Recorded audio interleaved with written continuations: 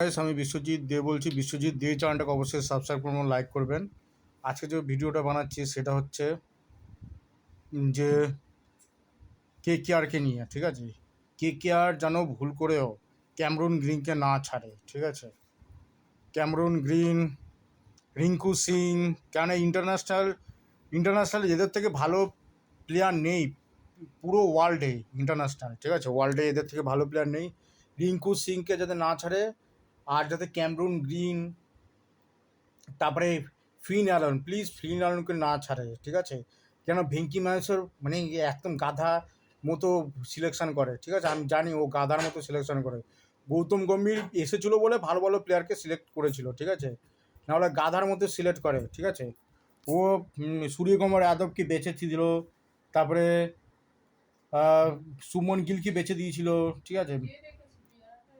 গিলকে বেঁচেছে, ঠিক আছে, কিন্তু সূর্যকুমার যাদবকে বেচাটা ঠিক হয়নি, ঠিক আছে। সূর্যকুমার যাদবকে বেচাটা একদম ভুল হয়ে গেছে, ঠিক আছে।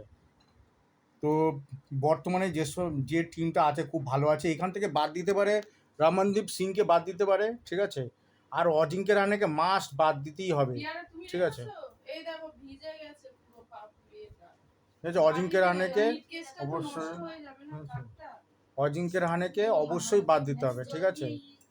কিছু করার নেই, ঠিক আছে। এছাড়া বলার বেস্ট আছে, ঠিক আছে। কার্তিক ত্যাগী নামে খুব ভালো বলার আছে, জানি না এবারে কেমন করবে, ঠিক আছে। তো অজিঙ্ক্য রাহানে আর রমনদীপ সিংকে অবশ্যই যাতে বাদ দেয়, ঠিক আছে। আর বাদ বাকি অলরাউন্ডার প্রচুর আছে, নতুন করে অলরাউন্ডার নিতেও পারে। আমি যাদের যাদের নাম বললাম তাদেরকে যাতে ভুল করেও বাদ না দেয়। Finn Allen, Rinku Singh, Cameron Green, Kartik Tyagi, আর হচ্ছে সুনীল নারায়ণ তো থাকবেই। আর আর বৈভব আরোকে অবশ্যই বাদ দিতে হবে। বৈভব আরোরা কোনো কাজেরই না, ঠিক আছে, ওকে অবশ্যই বাদ দিতে হবে। এছাড়া বলার তো অনেক ভালো ভালো এসছে। একটা সৌরভ বলে একটা প্লেয়ার এসছে, ঠিক আছে, লেফট আর্ম বলার, খুব ভালো বল করছে। আর একটা হচ্ছে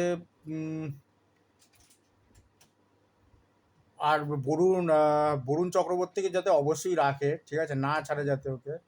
বরুণ চক্রবর্তী খুব ভালো বলার।